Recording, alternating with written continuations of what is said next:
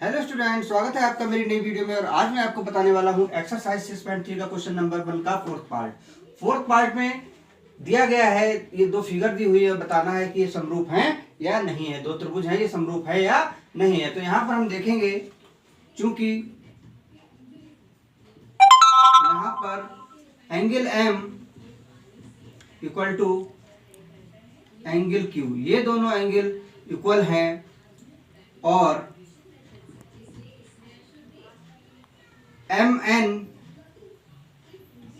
Upon P Q is not equal to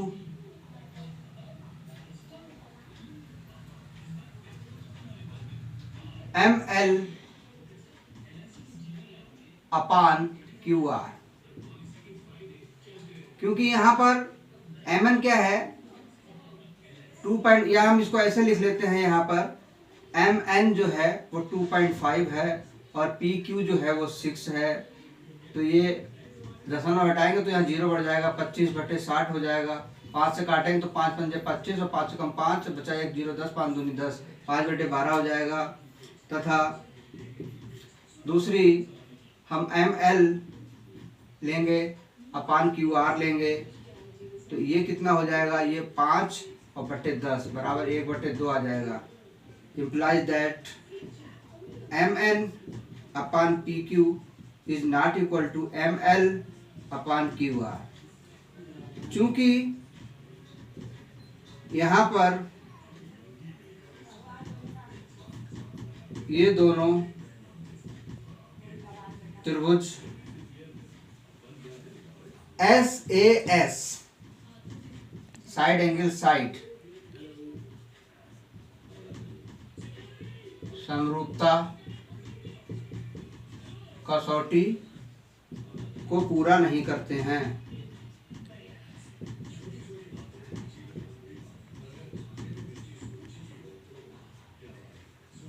अतः त्रिभुज M N L और त्रिभुज पी क्यू आर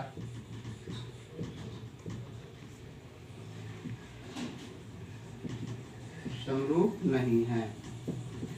आंसर इस तरह से ये पार्ट हो जाता है। अगला पार्ट, फिफ्थ पार्ट इसका दिया हुआ है। दो फिगर इसी तरह से, दो त्रिभुज दिए हुए हैं और ये बताना है कि दोनों त्रिभुज आपस में सर्वांगसम नहीं, समरूप हैं या नहीं है। तो इसके लिए क्या करेंगे, इसके लिए भी यही लिखेंगे।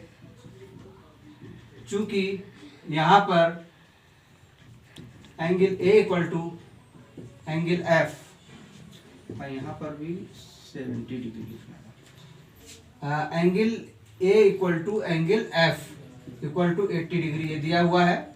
तथा ए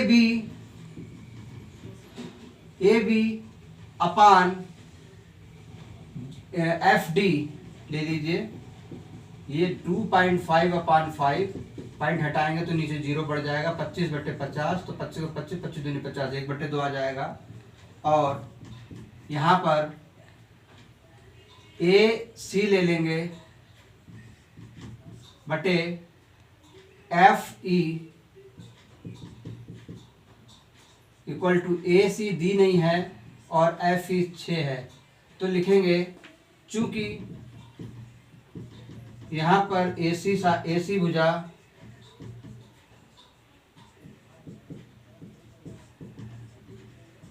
दी नहीं गई है, अतः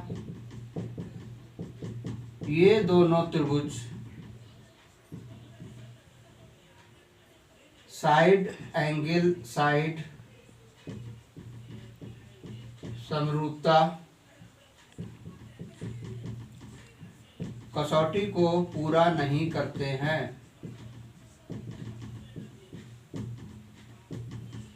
अतः ये दोनों त्रिभुज आपस में समरूप नहीं हैं।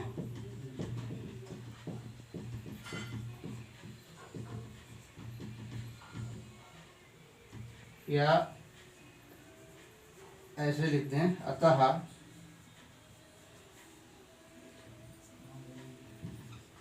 त्रिभुज ABC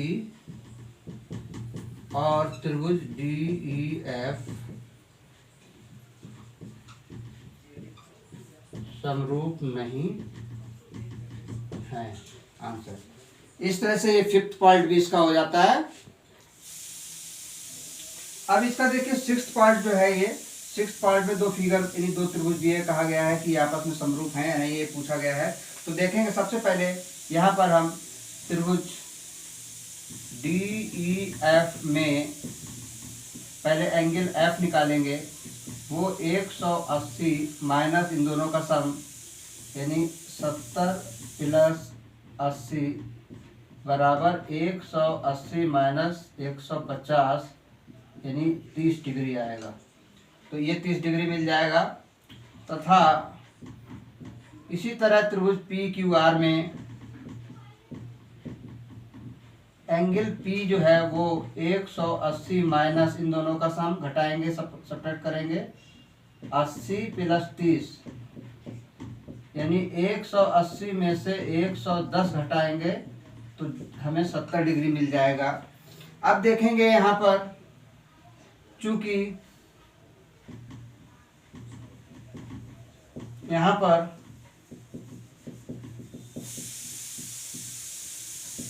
दोनों त्रिभुजों में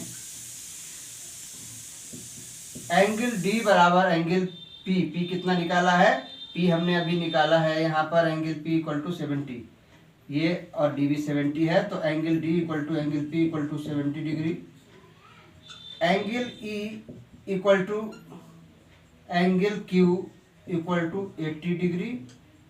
angle F equal to angle, ये R है PQR, तो एंगल R ये इक्वल टू इतना 30 डिग्री, ये 30 निकाला है, वो 30 दिया है।